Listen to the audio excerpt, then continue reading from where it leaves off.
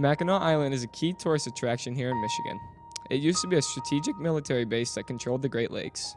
I'm going to tell you about the Battle of Mackinac Island. This was a battle during the War of 1812. The battle took place on and in the surrounding waters of Mackinac Island. Michigan wasn't an established state yet, but this island will later be one of the biggest tourist attractions here in Michigan. Both sides of this battle, the British and the Americans, knew that controlling this outpost would help them with the fur trade and help them gain allegiance with the Native Americans.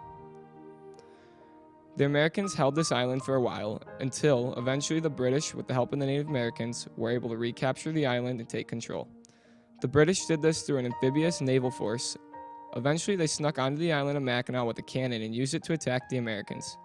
The British captured the island in 1812, and with the capture of the island, the British captured 2 American gunboats, the USS Tigris and the USS Scorpion. This isn't the last conflict between the two countries for this island, though. The British held this island for about 2 years with little American interference. Finally, in the summer of 1814, the Americans were sent on an expedition to recapture the island. About 750 American troops were sent to recapture Mackinac. After dealing with opposing forces to the land, American forces marched on land and towards the British forces. The Americans fought the British troops that were dug into a ridge and exchanged long artillery fire. This didn't have much effect, but the British troops started to withdraw back towards the fort after reports that American ships were maneuvering to attack the village and base. Few of the Native Americans fighting in the woods fell back, but some stayed and fought.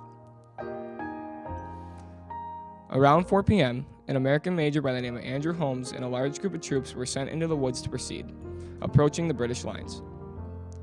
The Native Americans in the woods ambushed the American soldiers, killing Holmes and injuring many of the soldiers and officers. American troops were eventually pushed back by British and, furthermore, were forced to retreat to their ships.